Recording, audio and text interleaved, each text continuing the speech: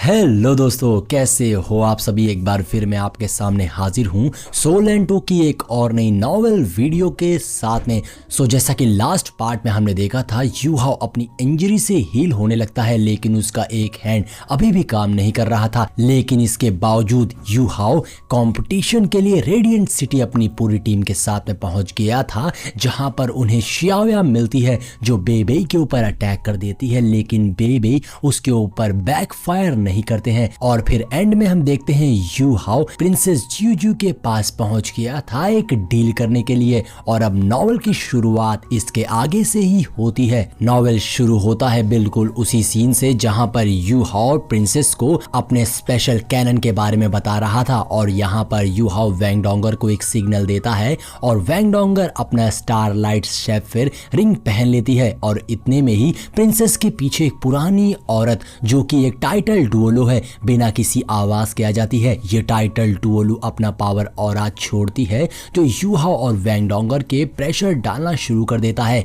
लेकिन यू हाओ अपनी स्पिरिचुअल पावर्स का यूज करके उसका सामना करता है और बिना कोई डर दिखाए उनके बीच में थोड़ा सा ऑरा का टकराव होता है। लेकिन यू हाओ की स्पिरिचुअल पावर इतनी स्ट्रांग है कि वो टाइटल डुओलू के प्रेशर को विदस्टैंड कर पाती है, यानी कि यू हाओ उसके सामने खड़ा रह पाता है। और इस सीन से प्रिंसेस को ये समझ आ गया था कि यू हाओ कितना ज्यादा पावरफुल और ट्रस्ट वर्दी है, और वो और भी ज्यादा इंप्रेस हो जाती हैं। और अब यहाँ हमें पता चलता है कि ये लेडी जो वहां पर आई थी ये प्रिंसेस की ग्रैंड माँ है। ग्रैंड माँ यी मैन को शुरू से ही यू हाओ पर थोड़ा शक हो रहा है, क्योंकि उसकी स्पिरिचुअल पावर बहुत ही हाई है जो यूजुअली एक सोल किंग के लेवल पर नहीं होती है। यी मैन चाहती थी कि वो यू हाओ को अटैक करके उसके इंटेंशंस जान ले, पर प्रिंसेस ने उन्हें रोक लिया और कहा कि यू हाओ उनका गेस्ट है। थोड़ा डायलॉग एक्सचेंज होने के बाद यू हाओ ने डिसाइड किया कि अगर उन्हें ट्रस्ट नहीं है तो वो वहां से चला जाएगा।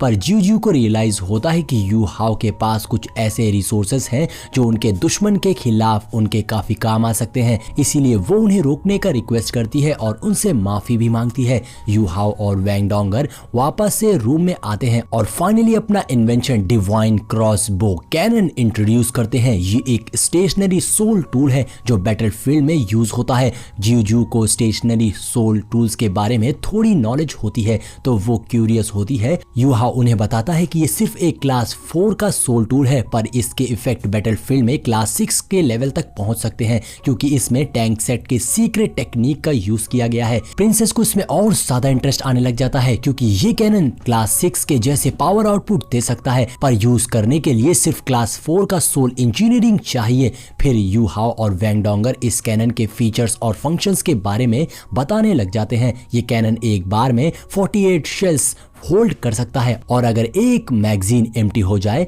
तो उसको रिलोड करना भी इजी है। वैंगडोंगर रिलोडिंग प्रोसेस को डिमॉन्स्ट्रेट करती है। कैनन के साइड पर एक होल्डर होता है जो प्रेस करने से बाहर आ जाता है, और उसके नीचे से मैगजीन स्लाइड करके बाहर आती है। उस मैगजीन में 48 शेल्स ऑलरेडी चैम्बर्ड होते हैं, और पूरा रिलोड करने का प्रोसेस सिर्फ 2 मिनट लेता है। ये फीचर सुन के तो प्रिंसेस और उनकी बॉडीगार्ड दोनों इंप्रेस हो जाती हैं, और प्रिंसेस सोच रही होती है कि ये इन्वेंशन बैटलफील्ड में कितना ज्यादा इंपैक्टफुल हो सकता है। ये cannon class 6 stationary soul tools जितना पावरफुल है, लेकिन उसका कंस्ट्रक्शन और मेंटेनेंस काफी कॉस्ट इफेक्टिव है, क्योंकि ये क्लास 4 का है। कैनन की खासियत ये है कि ये 48 राउंड्स फायर कर सकता है और बिना रिलोड किए, और वो भी बिना रिलोड किए। और इसमें एक सेल्फ डिस्ट्रक्टिव मशीन भी है जो टेक्नोलॉजी को सिक्योर करती है। अब यहाँ पर ज्यूजू जो कि नेगोशिएशंस में बहुत ही ज्यादा एक्सपर्ट है, इस कैनन के हाई प्राइस को लेकर बार्गेनिंग करना शुरू कर देती है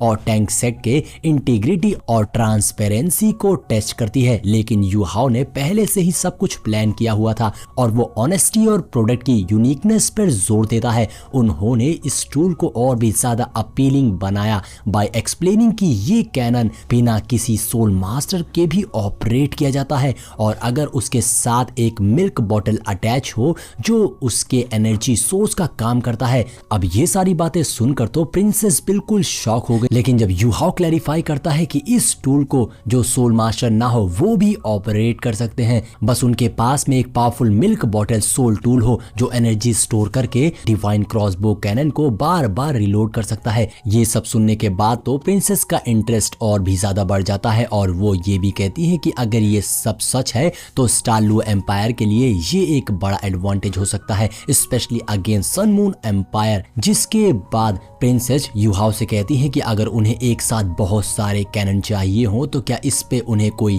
डिस्काउंट मिल सकता है, लेकिन यहाँ पर यूहाओ अपने प्राइस को लेकर एकदम फिक्स था और वो उनको प्रायोरिटी एक्सेस देने का ऑफर भी दे देता है। जिसके बाद एंड में यूहाओ एक सील्ड मिल्क बॉटल टेक्नोलॉजी के बारे में भी बताता है जो एनर्जी लीकेज को रोकता है और ये भी कहता है कि मिल्क बॉटल और कैनन का कॉम्बिनेशन बैटलफील्ड पर हाई इंपैक्ट डिलीवरी कर सकता है। प्राइस बहुत इम्प्रेस्ड है और मीटिंग के बाद हम प्लान करते हैं कि ये नई टेक्नोलॉजी जल्दी टेस्ट और इम्प्लीमेंट किया जाए ताकि उनका एम्पायर भी इस एडवांटेज का फायदा उठा सके। अब यहाँ पर ये मीटिंग खत्म हो जाती है और ये सीन यहीं पर चेंज हो जाता है। अगले दिन हम देखते हैं कि वैंग डोंगर यूहाओ को टैंक सेट के लीडर बेबे के रूम में ले जाती है। बेबे यूहाओ की नेगोशिएशन स्किल्स से इम्प्रेस है और उससे ये भी कहता है कि फ्यूचर में वो ऐसे इश्यूज हैंडल कर सकता है। बेबे के इंजरी के कारण वो अपने लीडरशिप का कुछ हिस्सा यूहाओ को दे देता है और ये टैंक सेट के लिए एक बहुत इंपॉर्टेंट स्टेप होता है क्योंकि यूहाओ डिटेल्ड और डेडिकेटेड है और सोल टूल में भी एक्सपर्ट है। ज़ैंग लेंगशुआन जब रूम में आई तो उन्होंने देखा कि बेबे बिस्तर पर पड़ा हुआ है और यूहाओ और वैंग डोंगर उसके पास में है।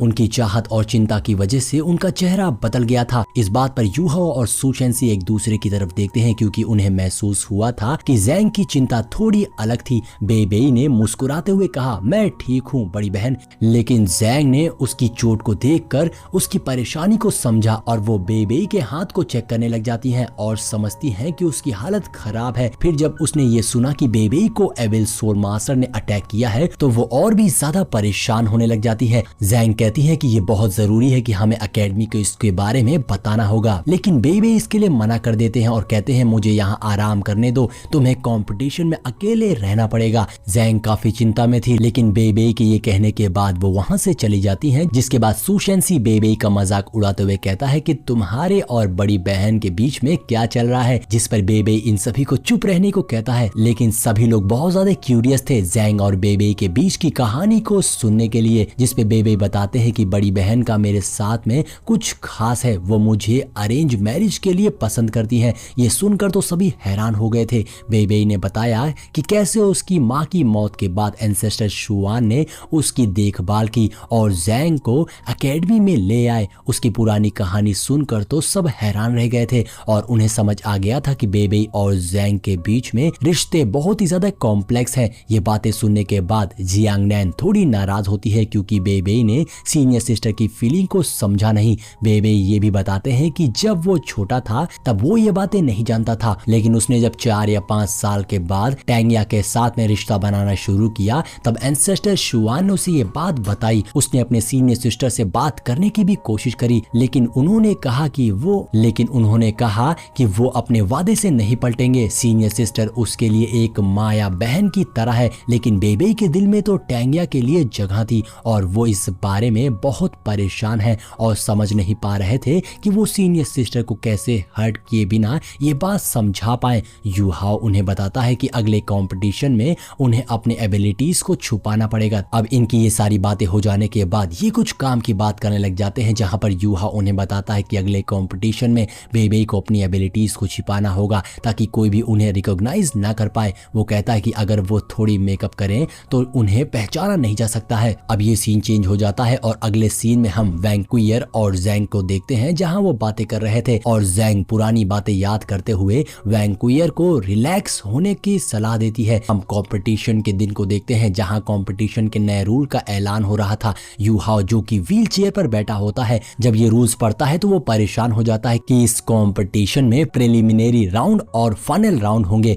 और यू हाओ को पता चलता है कि अरीना की ऊंचाई का कोई लिमिट नहीं है। ये सुनकर वो चिंता करता है क्योंकि ये सोल इंजीनियरिंग के लिए फायदेमंद होगा, खास करके सन मून एम्पायर के लिए। इसके बाद जियो स्टार लू एम्पायर की राजकुमारी यू हाओ से मिलने आती है और वो बहुत एक्साइटेड है, लेकिन वो अपने जज्बात को दफनाने की कोशिश करती हैं। यू हाओ उनसे कंपटीशन के नए रूल्स के बारे में बताता है और वो समझ जाती हैं कि सन मून एम्पायर के खिलाफ मिलकर कुछ करना होगा। यू हाओ सजेस्ट करता है कि उन्हें मिलकर इस रूल के खिलाफ प्रोटेस्ट करना होगा। बाद में जियो यू हाओ के इन्वेंशन जैसे डिवाइन क्रॉसबो कैनन और मिल्क बॉटल के बारे में भी बात करती हैं। यू हाओ उन्हें बताता है कि अभी उनका प्रोडक्शन लिमिटेड है और प्राइस भी बढ़ सकते हैं। और इसी टेंशन के साथ में हमारा ये मजेदार एपिसोड यहीं पर एंड हो जाता है।